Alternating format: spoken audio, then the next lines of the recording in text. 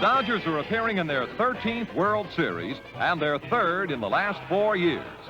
However, it's the first time for the Baltimore Orioles, who rejoined the American League in 1954. Star shortstops Luis Aparicio and Maury Wills compare notes. Each has stolen over 400 bases. Brooks Robinson, Baltimore's brilliant fielding third baseman, loosens up.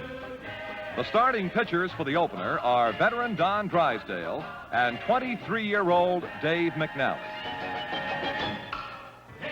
Commissioner William Eckert, who succeeded Ford Frick last winter, is in charge of his first World Series.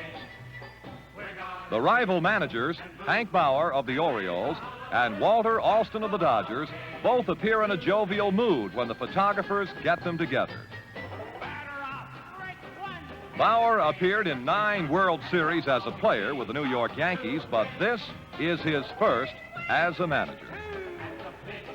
It's the 6th series for Alston, who has won 4, which is tops for any National League manager. The nation's leading sports writers and broadcasters are ready to describe the excitement and the drama of every play. Television cameras transmit the action to millions. Dave McNally, who has won 13 and lost 6 during the season, warms up. On the other side, Don Drysdale also loosens up. He has won 3 and lost only 1 in World Series play. Alston and Bauer join the umpires and discuss ground rules. The color guard marches out for the flag raising. The Dodger reserves join the regulars, who already have been introduced to the crowd. Both teams are lined up for the playing of the national anthem, and the crowd also comes to attention.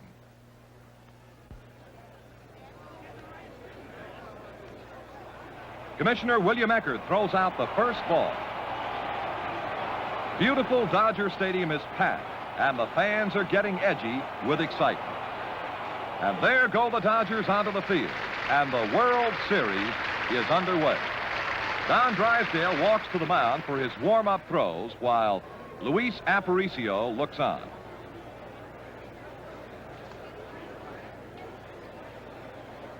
Aparicio is the hitter.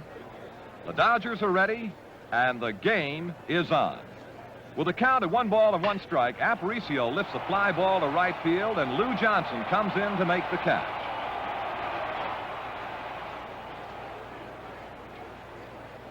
Russ Snyder walks to become the first base runner, and Drysdale takes his time. Frank Robinson gets ready at the plate.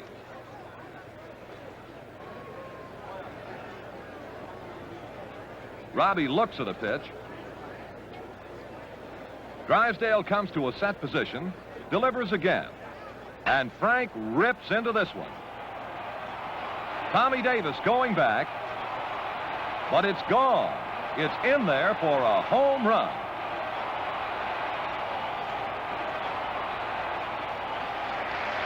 Russ Snyder rounds third base and trots on home with a first run of this 1966 World Series. And here comes Frank Robinson. He's still spearheading the Orioles, just as he did during the season in pacing their pennant drive.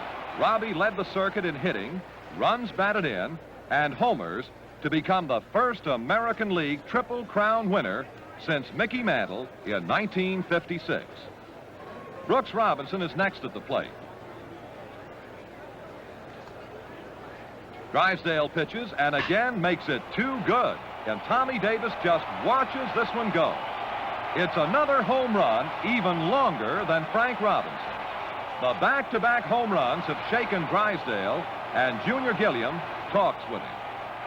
Brooks Robinson completes his home run trot with all the glad-handing repeated all over again by the jubilant Orioles, who now have taken a quick 3-0 lead. Maury Wills walks to open the Dodger first. Willie Davis awaits his batting turn. There he goes. Wills is off and running. Maury, who stole a record of 104 bases in 1962, beats the throw with a beautiful fall-away slide. But the Dodgers can't get him home. In the Baltimore second, with Andy Etchebarren on base and 2 out, Drysdale faces Snyder. And Russ lines a single to left. Etchebarren scores easily from second when the throw to the plate is wild.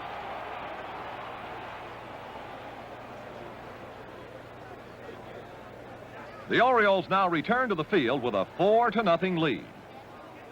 Dave McNally gets ready to face the Dodgers in the second inning. Jim Lefebvre leads off for Los Angeles. McNally winds and delivers, and so does Lefebvre. He gets all his power into a swing that rockets the ball into the stands in left center. It's a 400-foot homer for the star second baseman, who led the Dodgers with 24 round-trippers during the season. All year long, he's been manager Alston's most consistent power hitter. Wes Parker, the Dodgers' slick-fielding first baseman, follows Lefebvre to the plate. McNally fires, and Parker slices one down the right field line. Some over-anxious fan reaches over and picks up the ball, and it's a ground rule double. The interference probably cost Parker a triple. The Oriole bullpen suddenly gets busy. McNally is having trouble with his control, and Gilliam walks. With Gilliam now on first and Parker on second base, 1 run in and nobody out, Etchebarren decides to have a talk with McNally, and so does pitching coach Harry Burkeen.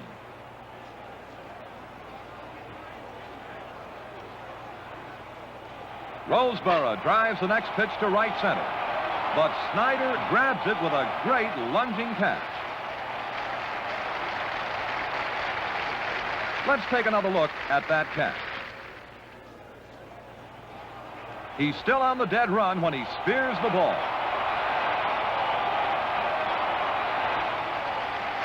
Then loses his footing and plunges headlong to the turf. It's a great clutch play that probably robbed the Dodgers of 2 runs. With 2 men on and 1 out, Lefebvre walks in the Dodger third to load the bases, all on passes. McNally just can't get the ball over, and manager Hank Bauer goes to the mound. Bauer decides he can't gamble further with McNally and dismisses the young southpaw for the day. He calls in Mo Drabowski, veteran right-hander who won 6 games without a loss in relief this year. The bases are loaded with only 1 out. Wes Parker is the next Dodger hitter.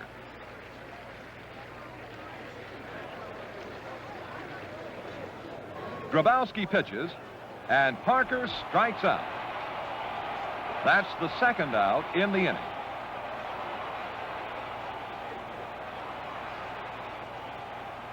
Drabowski's 3-2 pitches inside, and Junior Gilliam walks. That forces Lou Johnson across the plate and cuts Baltimore's lead 4-2. The bases are still loaded with Dodgers with 2 away. The count again goes to 3-2. Roseboro swings, and it's a pop foul behind the plate. Etchebarren grabs it to retire the side. The Orioles score another run in the 4th. Mo Drabowski really starts pouring it on in the Dodger 4th. In fact, he equals an all-time World Series record. 6 strikeouts in a row. Pinch hitter Jim Barbieri strikes out. Next, it's Maury Wills doing it. Willie Davis swings at a 3rd. In the 5th inning, Lou Johnson fans. Tommy Davis misses a crackling curveball. Then it's Jim Lefebvre whipping on a fastball for number 6 in a row. It's an amazing feat. Only 1 pitcher ever did it before in a World Series game.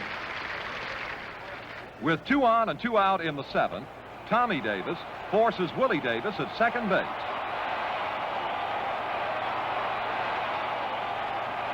And umpire Chris Pelikutis makes the call. Willie argues, but it's all in vain. The Orioles still retain their 5-2 margin.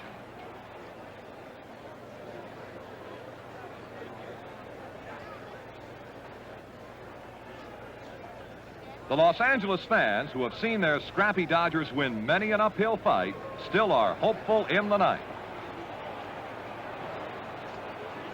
Catcher Etchebarren goes out to talk with Grabowski. This is the farthest Mo has gone in relief all year. Johnny Roseboro leads off for the Dodgers, and he strikes out on a fastball moving away from him. Ron Fairley pinch hits for Ron Peronowski. Grabowski still has plenty left as he whips a third strike past Fairley.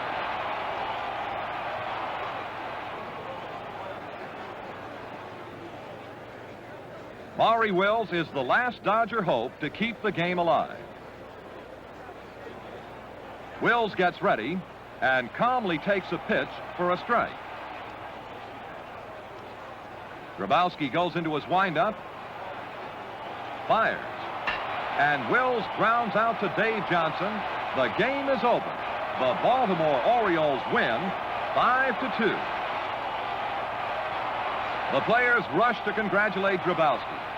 It was a dramatic victory for the veteran pitcher, who has had more than his share of heartaches in a checkered career. He was salvaged from the minors by the Orioles last winter.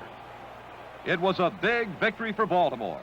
The Dodgers had never lost a World Series game before in Chavez Ravine in 5 previous appearances.